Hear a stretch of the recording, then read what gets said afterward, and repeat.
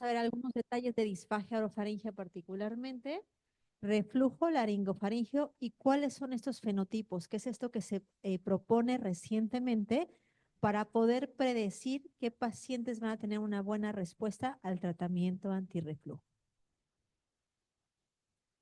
Y bueno, ya esta diapositiva tiene algunos años que la doctora Mari Casa nos la presentó, pero bueno, la quise retomar porque vamos a iniciar con la controversia. Por eso pregunté a lo mejor si hubiera aquí un otorrino también para que se pueda defender. Entonces, obviamente estamos nosotros en el lado bueno. Y tenemos el caso clínico uno, y yo creo que mucho les va a relacionar a veces y van a tener la, la idea que también yo tuve cuando estaba viendo a los pacientes. El primer caso, una paciente femenino de 28 años que inicia en febrero del 2020, yo la vi el año pasado, 2024, y ya fue valorada por otorrino, por un gastroenterólogo, quien le realizó endoscopia en el 2021 y fue normal. Acude, ¿por qué? Por disfagia, ya lo refería aquí en la región del cuello. Y entonces, bueno, nadie dice que no hay nada, no hay nada, tus estudios normales, tu laringoscopia normal, endoscopia normal.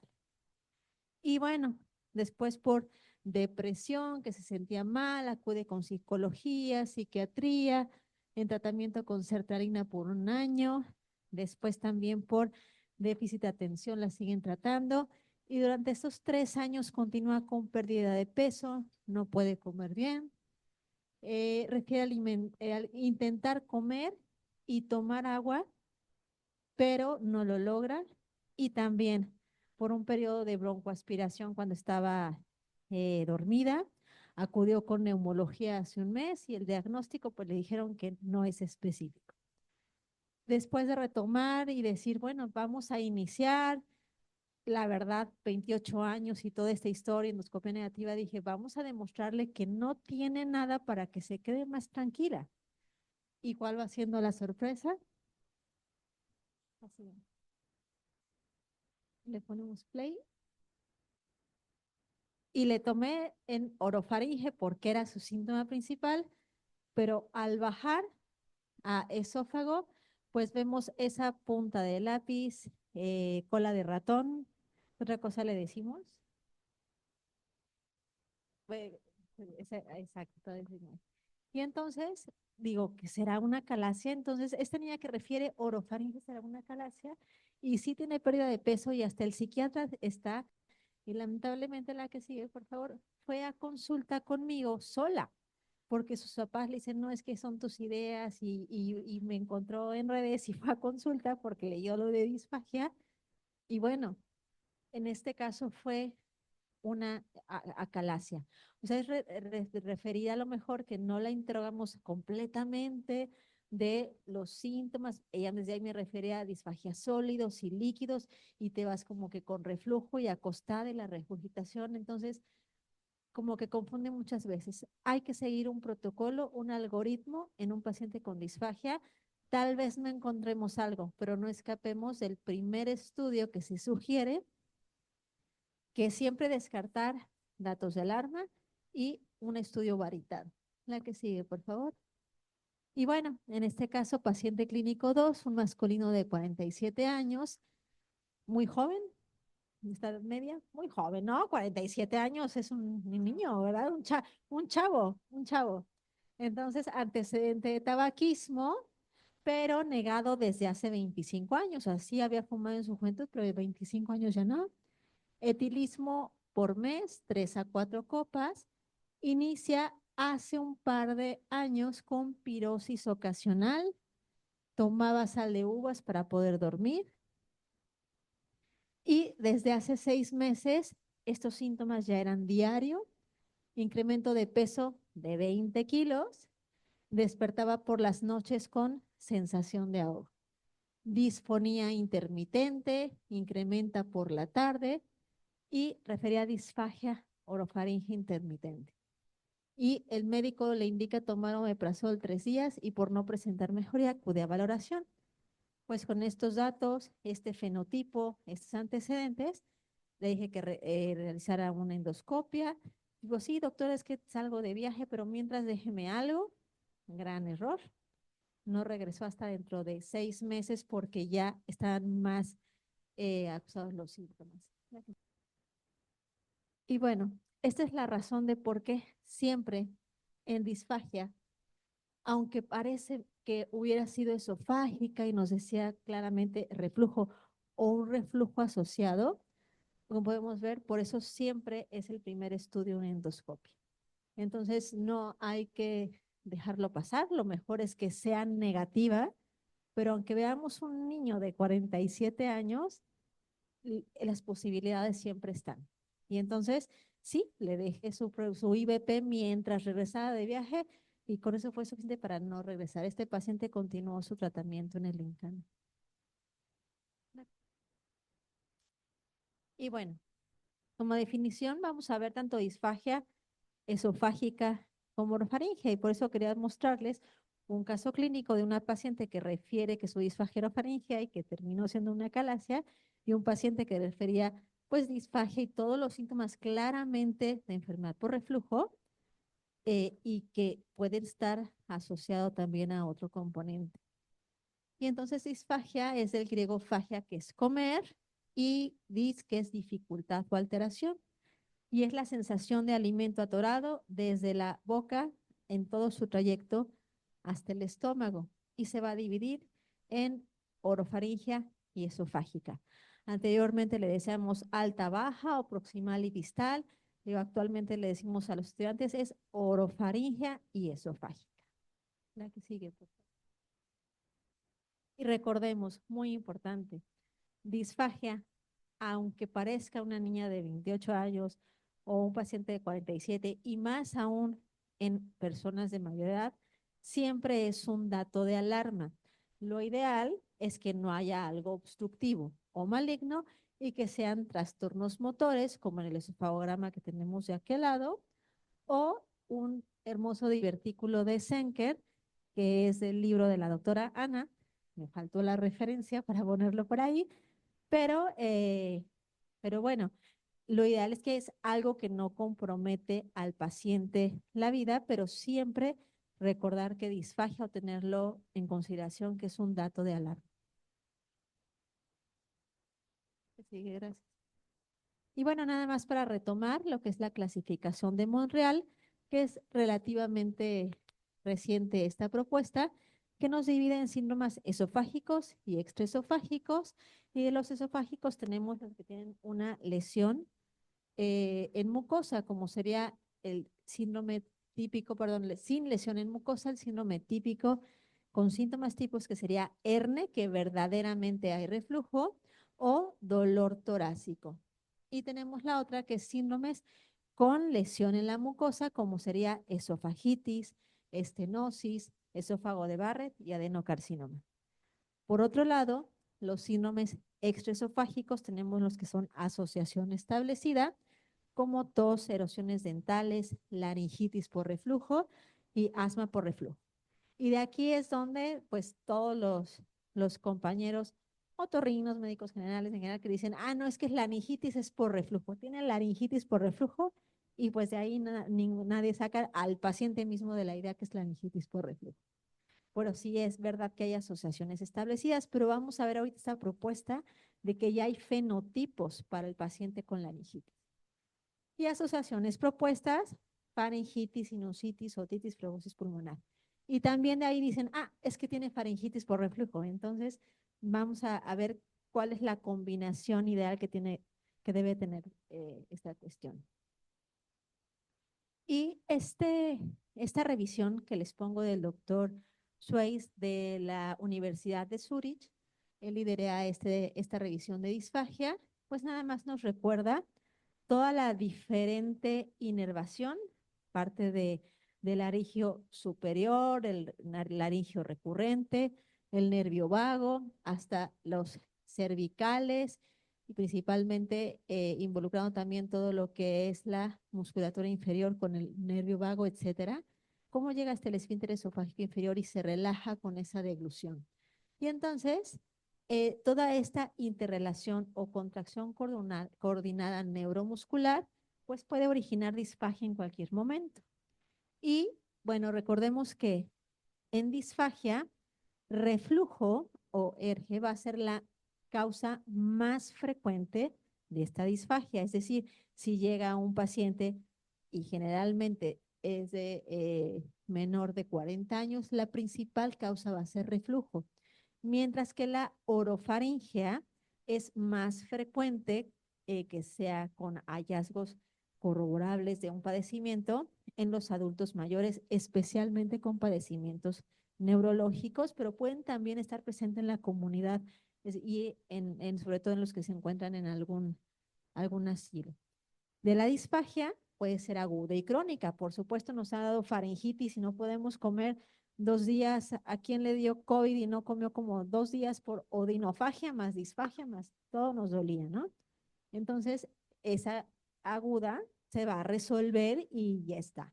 La crónica, bueno, es la que los pacientes llegan pues con 2, 6 meses o mucho más de referir el padecimiento. Y ya hablábamos que va a ser orofaringea y esofágica y un estudio corroboró que los pacientes que verdaderamente tenían reflujo, generalmente la disfagia, por ejemplo, si tenían síntomas típicos, pirosis y regurgitación, la disfagia que referían mejoraba con un tratamiento con IBPs. Entonces, si tenía síntomas típicos, la disfagia esofágica iba a mejorar. Y otras cohortes han encontrado una presencia de disfagia y reflujo hasta del 25%. Entonces, aproximadamente de 10 pacientes que veamos con reflujo, 2 pueden tener disfagia y es lo esperado. Y si son síntomas típicos, generalmente va a remitir con el tratamiento. Pero por ser un dato de alarma, ya hicimos endoscopia. Si no tienen datos de alarma, tiene síntomas típicos, puede ir a una prueba terapéutica. Y también el doctor Schweiss y su grupo proponen que pues en lugares, en instituciones donde no es factible realizar endoscopia a todos los pacientes, puede tomarse esa consideración de hacer una prueba terapéutica y si el tiempo lo permite y no hay datos de alarma, no necesariamente irá a endoscopia. Pero bueno, es una sugerencia que ellos también hacen porque al tener el sistema de salud tan bien abierto, no pueden mandar a todos a estudios. Y bueno, la etiología de disfagia va a tener aspectos luminales y, por ejemplo, o disfagia obstructiva, hay que descartar que tengan una estenosis esofágica que puede ser benigna, esofagitis eosinofílica. Y de aquí no quiero adentrar mucho porque podríamos tener una sesión completa de disfagia y esofagitis eosinofílica, pero sin duda es una patología que va incrementando y hay que descartarla. Y más aquí que hay mucha estirpe europea y antecedentes demás, habrá que siempre descartarlo. Y bueno, está continuamente y reportado, y México no es la excepción, incrementando la frecuencia de adenocarcinoma, sobre todo por obesidad. Entonces, recordemos, es un factor de riesgo y en México y en el mundo hay un aumento en la frecuencia de adenocarcinoma. La presencia de anillo de Schatzky, por supuesto también benigno, no olvidarlo que está presente, puede producir o impactarse alimentos y ser causa importante de disfagia y sobre todo esofagitis severas C y D puede explicar perfectamente al hacer una endoscopia que es el motivo de disfagia de ese paciente. Ahora, en causas no obstructivas, tenemos en primer lugar pues los trastornos motores esofágicos, que no les comentaré más, pero el prototipo pues es acalasia, más sigue en frecuencia el esófago hipercontráctil, posteriormente, aunque menos frecuente, el espasmo esofágico distal y el que está presente en muchas ocasiones, es el más frecuente, digamos, es la motilidad esofágica inefectiva. Hay patologías reumatológicas que se asocian tanto con disfagia orofaringea como esofágica, como sería el lupus eritematoso sistémico. Entonces eso a veces no lo recordamos y ya se han hecho estudios que las pacientes o los pacientes que tienen lupus pueden tener disfagia orofaringe y también esofágica. No se ha atribuido tan claro el por qué es la situación. Puede ser por la miopatía general que pueden tener estos pacientes, también enfermedad mixta del tejido conectivo, escleroderma, como veremos a continuación, y enfermedad de Parkinson, por ejemplo, aquí en las neurológicas, es lo que tenemos que también en cuenta. Enfermedad de Parkinson puede generar disfagia orofaringia y esofágica. Y si nosotros viéramos la manometría en los pacientes con Parkinson, cuando no están con el tratamiento bien ajustado, vemos espasmo. Entonces, también para que consideremos cuando recibimos a un paciente con estos antecedentes, hay que consignarlo. Y por supuesto, enfermedad vascular cerebral, en disfagia orofaringia, pues es de los principales padecimientos, así como enfermedad de Alzheimer. Recuerden que en demencia, el que el paciente tenga disfagia, el que no consuma lo que requiere, muchas veces antecede a que inicien con pues datos que la familia les resulte evidente. El paciente pierde peso, no saben por qué está perdiendo peso y es porque el paciente empieza a comer menos, no se da cuenta que ya no se acaba sus porciones. Entonces, en demencia es algo muy significativo. Si tuviéramos ahorita que elegir entre los que están en línea o aquí en la sesión, que digamos la mitad vamos a tener disfagia orofaringe y la mitad no, lo malo es que no sabemos cuál mitad va a ser, pero se pronostica que si vivimos a los 80, Dios nos preste vida, a los 80 años, la mitad de la proporción vamos a tener disfagia orofaringe por fragilidad, sarcopenia, debilidad muscular, enfermedad de Alzheimer, enfermedad de Parkinson, en fin. Vamos a preparar y entrenar a nuestros sucesores para que nos rehabiliten. Y entonces, ¿qué vamos a solicitar en un paciente con disfagia? Ahorita todavía no lo vamos a dividir en pacientes con disfagia. Pues quedamos que era un dato de alarma. Entonces, como buen dato de alarma, la controversia es si endoscopia o estudio contrastado. Vamos por la endoscopia con los casos clínicos que les comenté. Bueno, al ver 47 años y una neoplasia en faringe, pues no se nos olvida que sí, es un estudio que es inminente descartar y siempre con toma de biopsias, aunque inicialmente no encontremos algo. Debemos descartar esofagitis eosinofílica, es poco frecuente en nuestro país, pero también lo buscamos menos. O cuando nos llega con nosotros un paciente que ya trae la endoscopia y le tomaron biopsias, no me tomaron. Entonces, ay, bueno, le avanzo, me regreso para decirle que tengo que tomarle biopsias o sigo el algoritmo diagnóstico. Bueno, eso es un problema también que tenemos. Entonces, ¿cómo lo vamos a poder corregir? Todos tomamos biopsias y el paciente nos refiere disfagia. Y de ahí, bueno, sigue el esofagograma eh, y la videofluoroscopia o trago de bario, o como le decimos aquí en México, que es el único lugar que le decimos así, mecanismo de la dilución. Yo le digo a los pacientes, y es el mismo tiempo, o a los médicos con los que trabajo, radiólogos, que lo hagan completo. Que nos hagan, ¿quiere puro mecanismo? No, házmelo todo, porque en ese caso vimos el caso de la paciente de acalasia, que ella refería todo aquí arriba y si nos quedamos ahí vemos todo normal en el orofaringe y el problema estaba abajo. Entonces, siempre es conveniente ahora sí que es el mismo contraste que va a estar retenido o no aquí abajo y le damos un look. Entonces, no creo que eso resulte de mayor gasto o para el laboratorio de radiología. Entonces el mensaje es siempre pedir los dos, o sea, es conveniente tener una imagen normal del trago varitado y posteriormente el esofagograma. En la manometría de alta resolución, por supuesto, ideal para ya de ahí irnos a descartar trastornos motores esofágicos, especialmente también en manometría en disfagia orofaringea, nos puede ayudar a complementar si hay una disminución de relajación en el esfínter esofágico superior, pero eso ya lo podemos obviar o no necesariamente solicitar si ya tuvimos una barra de cricofaringio, una disfunción de cricofaringio evidente en la biofluoroscopia, pues no requerimos necesariamente, pensando en recursos, tiempo, envío y todo, una manometría. La manometría de alta resolución con impedancia es aquella que nos permite valorar el trago del bolo y cómo desciende estómago.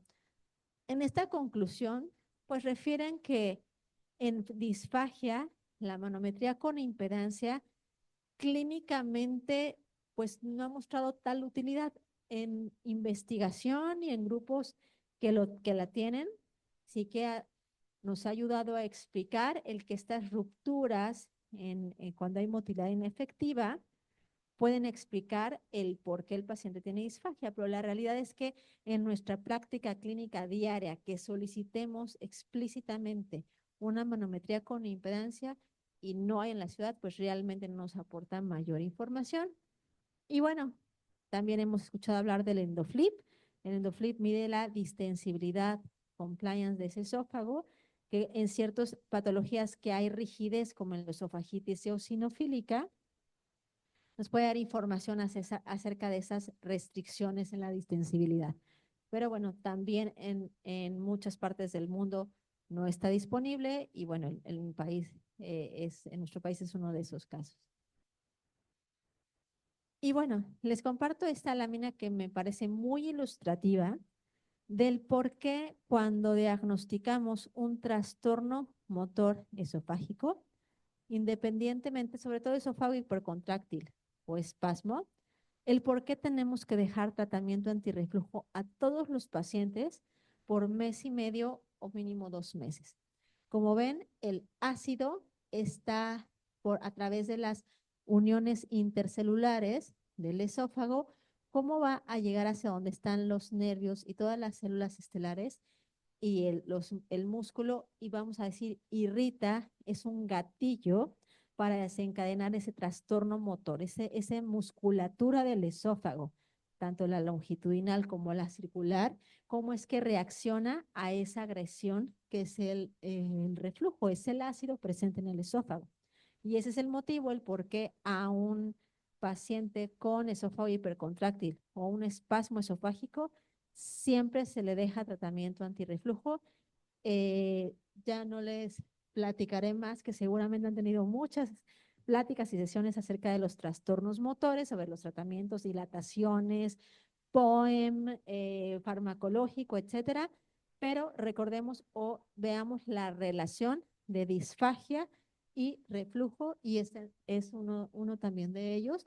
Por eso dejamos IVP, doble dosis, por 6 semanas o hasta 8 semanas, y bueno, hasta tener la menor dosis que tenga la mejoría sintomática y el efecto que es disminuir también este trastorno motor.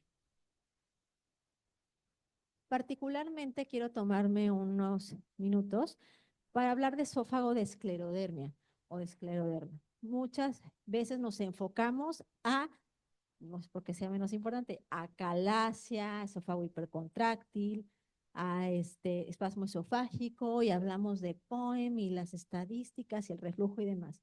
Pero recordemos que también existen estos pacientes de esófago de esclerodermia. Y específicamente este se diagnostica también en la manometría, y estos pacientes van a tener mucho reflujo, pirosis, etcétera. Entonces también hay un componente y una razón que tengan tanto disfagia, orofaringia, tienen menos saliva, esa peristalsis está disminuida, y ese esfínter esofágico inferior con esa fibrosis propia del padecimiento se termina abriendo. ¿Alguien sabe cuál es? Siempre decimos que el mecanismo principal del reflujo son las relajaciones transitorias del esfínter esofágico inferior. ¿Y cuál es el principal detonante de estas relajaciones? Cuando comemos, y imagínense, cuando comemos más de lo que nos toca, se relaja el fundus, y eso es lo que hace que se relaje este esfínter. Entonces, en estos pacientes de por sí tienen estas relajaciones transitorias, y tenemos que darles parte de la indicación de comer poquito y en pausa durante el día, porque si más relajamos ese estómago, pues mayores relajaciones tienen en el día. Entonces, y bueno, en esófago de esclerodermia, ¿qué es?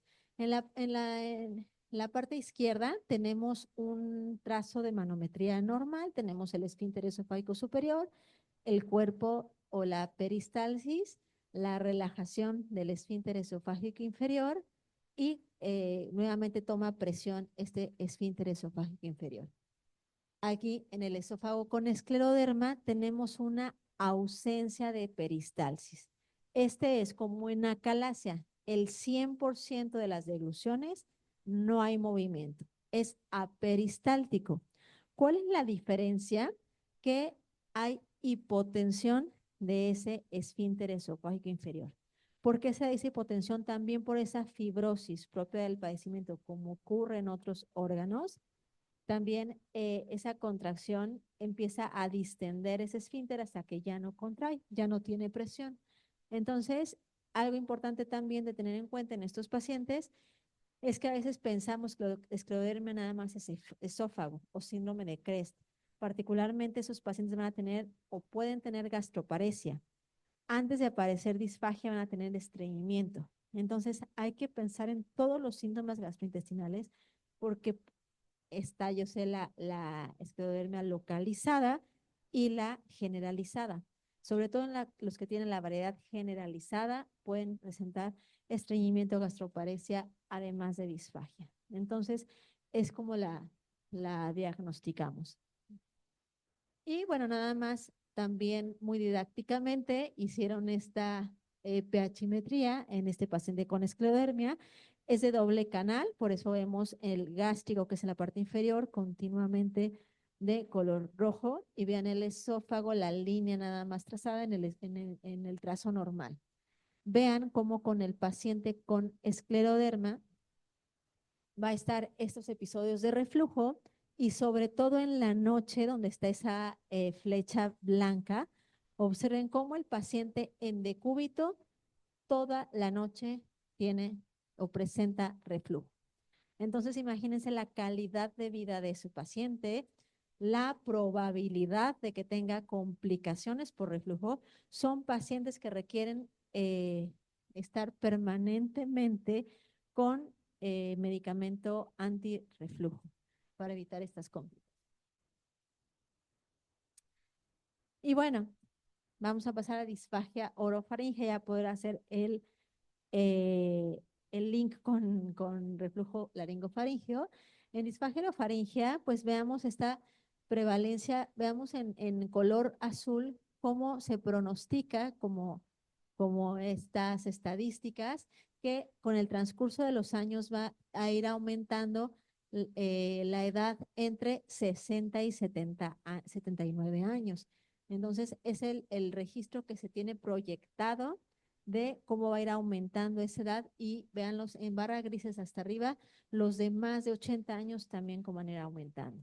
Entonces, recordemos que esta patología se relaciona no exclusivamente, pero sí con adultos mayores. Y nada más recordemos que en disfagia orofaringea, cuando el paciente nos refiere que se queda atorado o que se ahoga, podemos hacer esta prueba en la cama del paciente, podemos realizarla en nuestro consultorio, podemos realizarla ahora mismo si alguien quiere tomar agua. Entonces, siempre aconsejo tener papillas de bebé, son prácticas de tener en nuestro consultorio.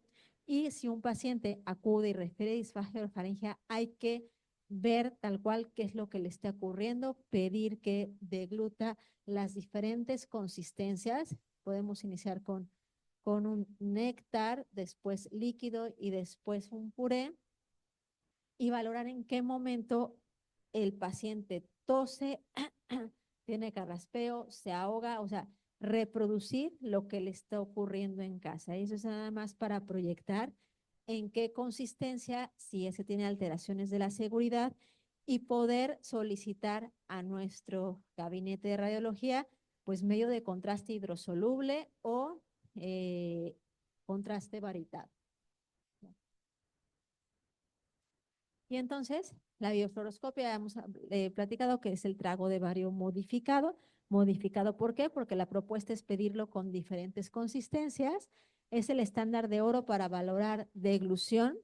Y las ventajas es que es un estudio dinámico de la deglución, da información acerca o corrobora la presencia de aspiraciones y penetraciones, son términos radiológicos, de si ese contraste pasa o no a vía aérea o nada más que en el vestíbulo laringio. Y es un episodio real de alimentación.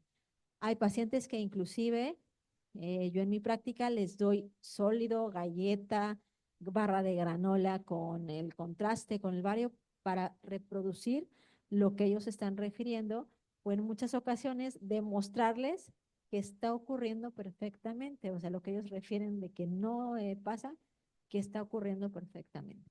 Las desventajas, bueno, es que es un estudio con radiación, no se puede hacer controles cada mes, y bueno, requiere la cooperación, por supuesto, del paciente que entienda nuestras indicaciones, pero lo hacemos hasta con niños, entonces la mamá es la que nos ayuda para que pues el niño coopere con lo que realizamos, les da el biberón, etcétera.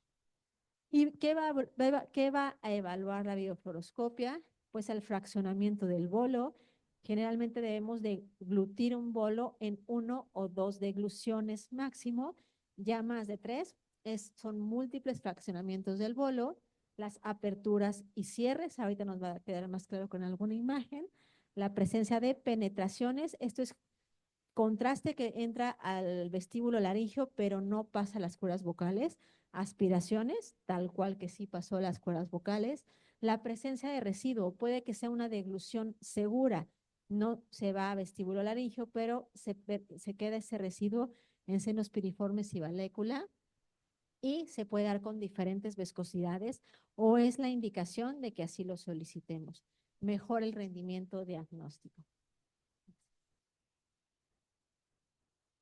Y bueno, nada más un video para recordar pues una deglución normal, la vemos así en un estudio fluoroscópico, es en segundos, entonces este es uno normal. La que vemos un bonito divertículo, entonces vean, y vemos cómo se regresa. Entonces el paciente puede decir, es que tengo regurgitación, pero no, bueno, no es una regurgitación gastroesofágica, es divertículo oral, ¿no? Entonces, y hay pacientes que se le llama signo de Boyle, que inclusive se puede escuchar un gorgoreo, un borborismo aquí en cuello. Entonces también no estamos muy acostumbrados o habituados a poner nuestro estetos aquí en cuello. Entonces los invito a que lo empecemos a utilizar porque, bueno, este paciente particularmente tenía un, un signo de Boyle precioso que todo estaba burbujeando. La que sigue. Tenemos residuo tanto faríngeo como en senos piriformes. Ahí tenemos una aspiración, ya pasó cuerdas vocales, es lo que vemos el contraste, una disfunción de cricofaringio, no termina de relajar bien este esfínter y vean todo el material retenido, ya una faringe dilatada. Y bueno, múltiples fraccionamientos del bolo. A este paciente le creemos que no termine sus alimentos, termina fatigado, se cansa al comer. Y bueno, este vemos que es un paciente donde no pasa nada, pero nada, nada, nada de contraste. Y bueno, después de hacer estudios y ver, este fue un paciente con un infarto vulvar. El paciente llega caminando, habla, todo normal, pero al tener el infarto vulvar, ahí están los centros de la deglución, no abre ese esfínter. Entonces, obviamente es un paciente que llegó con gastrostomía, pero bueno, quieren los pacientes muchas ocasiones aferrados a ver si ya se la puedan quitar y pues no, este paciente no puede ya retirarse esa gastrostomía. La que sigue, por favor. Y bueno, finalmente ya vimos disfagia, orofaringia y como nuestro tema lo pide, vamos a ver el reflujo laringofaringio. Y entonces, bueno, nuevamente veamos la imagen para generar la controversia. Y bueno, el doctor Baesi es de los principales que ha dedicado a estudiar recientemente el reflujo laringofaringeo como manifestación extraesofágica. Y bueno, nos describe en esta reciente revisión que los síntomas más comunes que se van a asociar verdaderamente con un reflujo laringofaringeo va a ser la presencia de disfonía, tos, algún paciente refiere globus. Recordemos que globus es la sensación de que tengo algo aquí en la región del cuello, pero no cuando estoy comiendo, porque entonces sería disfagia. Todo el día hay pacientes que refieren que dicen que todo el tiempo lo tienen ahí. Ese es globus. Y pacientes que tienen este aclaramiento o carraspeo. Entonces, como vemos, son muchos datos que los pacientes llegan a consulta, pero aquí lo importante es si refieren síntomas típicos. Si refieren síntomas típicos, es muy probable que sí sea reflujo laringofaríngeo. Y bueno, la desventaja en este padecimiento es que no tenemos un diagnóstico estándar de oro, no hay disponible un consenso internacional ni guías. Las guías, por ejemplo, donde refieren todos los artículos acerca de pHimetría y los estudios, se refieren, por ejemplo, muchas de ellas a las guías de la AGA, las guías del ACG, pero para reflujo, o sea, para reflujo que vemos los gastros, pero no como tal para reflujo laringofaríngeo. Y cuando hay síntomas típicos, pirosis y regurgitación, lo que se sugiere es hacer una prueba terapéutica. Pero aquí el 50% de los pacientes va a responder y el 50% no, a pesar de tener síntomas típicos. Y el monitoreo de pH ambulatorio sin medicamentos siempre es la recomendación en pacientes con síntomas típicos de ERGE. Y aún lo que les comentaba, 50 a 60% de los pacientes con síntomas laringeos aislados, pues no van a mejorar con el IEP. Entonces, si llega a nuestra consulta un paciente, es que me manda el otorrino porque tengo laringitis por reflujo. ¿Tiene pirosis, tiene regurgitación, tiene dolor torácico, tiene algo más? No. Entonces, de esa prueba terapéutica es como un volado, la mitad le va a ir bien y la otra no. Y aún con reflujo, que si esté corroborado con una endoscopia, pHimetría o demás, una buena proporción de pacientes no va a responder al tratamiento. Y entonces, después de que varios grupos se han dado la tarea de unificar esta información, lo importante de estos grupos, de los que les voy a comentar, estas revisiones y muchos de ellos ensayos, son grupos que están combinando colaboraciones de otorrinos y gastros. Entonces yo creo que se le da mucho valor a nada más estar pasando a los pacientes o que sea un trabajo hecho por otorrinos o un trabajo hecho por gastros o un ensayo hecho por gastros. Estos trabajos son colaborativos de diferentes instituciones, inclusive países, y es lo que le da valor. Por ejemplo, es el doctor Yalapantli y propone IBP con doble dosis a un paciente con reflujo laringofaríngeo. Y el tiempo que proponen es de 6 meses. 6 meses ese paciente, pero si el paciente no presenta mejoría al menos de 50% de sus síntomas a los 3 meses, disminuye la probabilidad de que vaya a responder. Entonces, bueno, es obviamente una cuestión económica, sea a nivel público-privado, tener estos pacientes 6 meses con IBP. Y esto se hace con el fin de asegurar la supresión gástrica casi en el 100% de estos pacientes. Hay que considerar y surge el término de hipersensibilidad laríngea y alteraciones funcionales de la laringe. Y entonces proponen que hay fenotipos de pacientes que puede ayudar a predecir la respuesta a tratamiento y quienes de ellos también ya hicieron ensayos pueden responder, por ejemplo, a cirugía. la propuesta también de dar alginatos que ayuda a algunos pacientes, baclofeno, inclusive aunque esté demostrado el reflujo ácido, dar IBP más baclofeno si hay síntomas laringeos y pueden ayudar a una mejor respuesta. Y qué pacientes enviar a cirugía. Y contrario a lo que nosotros decimos los gastros, no, es que no está demostrado y cómo lo van a operar y demás. Bueno, hay un lugar para estos pacientes. Y en hipersensibilidad laringea, aunque sean pacientes que tengan una esofagitis o una piachimestría con reflujo anormal y que tenían estos síntomas laringeos y que no respondieron, puede ser porque tengan una hipersensibilidad laringea agregada o pacientes que no tienen que ver con reflujo y que también tienen una hipersensibilidad laringea. Y creo que nosotros debemos también de acostumbrarnos a tratar a estos pacientes y no estar regresándolos al otorrino o ya para después que el otorrino otra vez no los vuelve a enviar.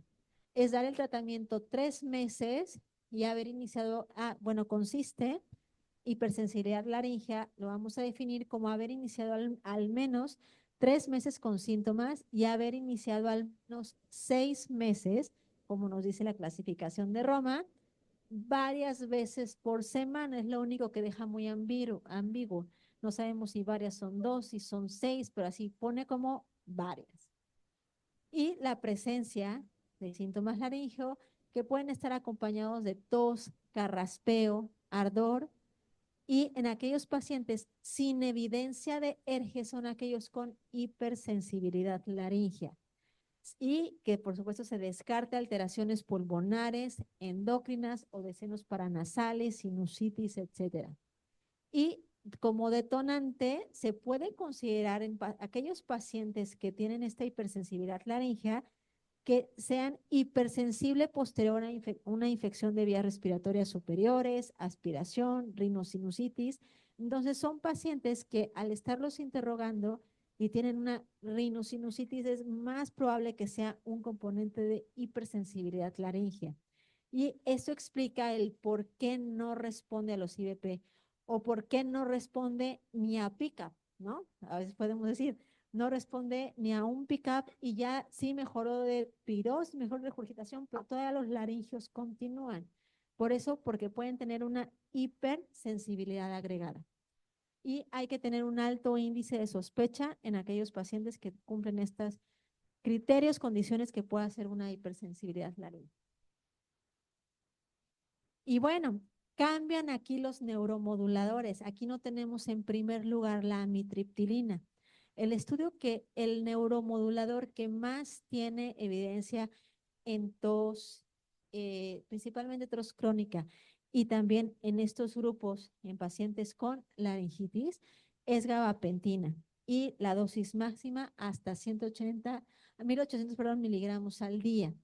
Y entonces el siguiente propuesto es pregabalina y el último finalmente amitriptilina. O sea, sí amitriptilina, pero el primero lo toman los dos medicamentos. Y podemos ver en este ejemplo cómo la severidad de la tos en el caso rojo es el de gabapentina, cómo disminuye esa severidad entre el transcurso del tratamiento.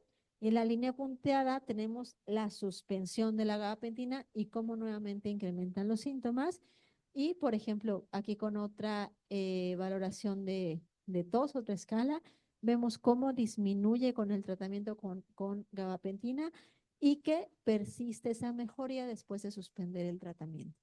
Entonces, nada más para que nos llevemos el mensaje de que la respuesta en síntomas faringeos, en estudios recientes por estos grupos que se han dado la tarea, ha sido gabapentina el que mejor evidencia tiene. La que sí. Y bueno, nuevamente se propone dividir a nuestros pacientes que tengan manifestaciones laringofaríngeas en diferentes fenotipos. El primer fenotipo, y es el que más va a responder a un IBP, quitar el ácido con un pick-up o inclusive cirugía, va a ser aquellos pacientes que tienen reflujo demostrado más hernia hiatal. Es ahí el detonante que en síntomas laringeos van a responder en una erge demostrada acompañado de hernia tal, son los que mejor responden. El segundo grupo, que también pueden tener una respuesta, son aquellos pacientes con un reflujo demostrado, pero no tan severo como sería una esofagitis o más del 20% de exposición al ácido en la pH-metría de 24 horas y que también puede beneficiarse de este tratamiento prolongado con IVPs o inclusive proponerle cirugías. Estos dos son los principales fenotipos que debemos tener en cuenta para proponer el tratamiento de IVP. El resto que les voy a comentar va a ser mejor iniciarles un neuromodulador directamente, es decir, va a ser mejor iniciarles gabapentina. Y los otros son aquellos pacientes que refieran tos crónica o pacientes que tienen signos o síntomas laringofaringeos sin reflujo demostrado. Inclusive tomaron un control con pacientes que tenían obstrucción al tracto de salida con un IRP incrementado y que estos pacientes, bueno, tampoco son candidatos a inhibidor de bomba de protones. Lo tomaron como un grupo control. Y bueno, con este análisis de componentes que se llama el que realizaron, vemos en el color rojo, en ese cuadrante superior, al grupo que mejor respondió a los IVPs. Y entonces tenemos ahí, recordemos, al fenotipo de esofagitis o pH-metría con un porcentaje de más de 15-20% de exposición en 24 horas, más hernia hiatal, son aquellos pacientes que mejor responden a IVP y que inclusive se puede proponer cirugía, aunque nada más el síntoma residual sea laringofaringeo. Y posteriormente los otros fenotipos vemos que se separa claramente del resto y que no son tan plausibles o demostrables la mejoría como es en este primer fenotipo de pacientes. Y entonces, bueno, nuestras conclusiones, recordemos que es un dato de alarma, no escatimemos, no obviemos, enviemos al paciente, aunque estemos en institución, a programarse esa endoscopia con toma de biopsias. Se requieren estudios complementarios, si sí o sí ese paciente con disfagia requiere una endoscopia, hay que tomar biopsias para descartar esofagitis eosinofílica y otras patologías que acompañan esta disfagia, tanto faríngea como orofaríngea como esofágica. Y los trastornos motores requieren tratamiento antirreflujo por mes y medio mínimo, 2 meses, y el reflujo puede ser el gatillo o trigger que también condiciona estos movimientos del esófago. El esófago de escleroderma requiere continuamente IVP o tratamiento antirreflujo, PICAP, para evitar complicaciones de reflujo. Son pacientes con alto riesgo de estenosis principalmente y que afecta la calidad de vida de forma importante, como vimos en la pH-metría. Ese paciente por las noches tiene mucho reflujo durante todo este cambio de posición corporal. Ayuda, ahí también mencionan, elevar la cabecera de la cama, pero no remite completamente esa exposición ácida. La que sigue, por favor. Y bueno, en disfagia orofaringea es un padecimiento prevalente, principalmente en adultos mayores. Requiere de pruebas clínicas, esa prueba clínica que les comenté que podemos hacer en nuestro consultorio con una jeringa para dar los diferentes volúmenes, 5, 10, 20 mililitros. Se pueden aplicar cuestionarios para que el paciente, mientras está esperando que escribamos nuestra nota, puede ir llenándola como sería la escala de disfagia, que son 8 ítems y los contesta en ese momento.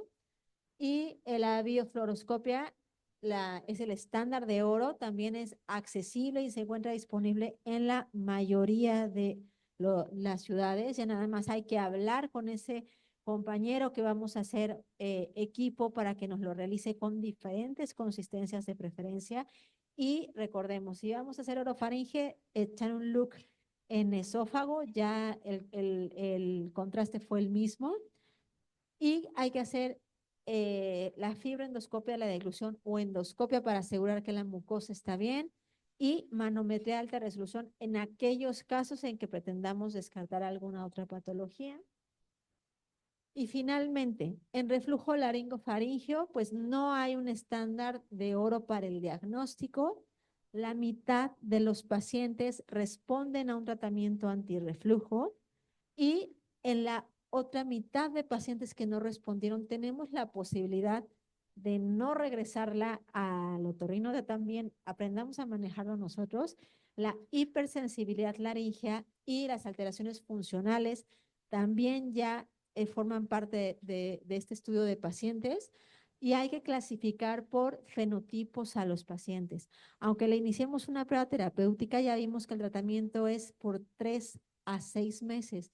Entonces, de esta manera podemos definir a los pacientes que más van a convenir darles esta terapéutica y que esperamos la respuesta y la mejor respuesta al tratamiento antirreflujo, aunque después de nuestra prueba terapéutica con IBB por 2 semanas, que es lo que hacemos, persistan con síntomas laringeos, vamos a continuar porque el fenotipo de manifestaciones de reflujo laringofaringeo con hernia demostrada y hernia tal son aquellos pacientes que vale la pena darles el tratamiento hasta por 6 meses porque la probabilidad de respuesta es más alta. Muchas gracias.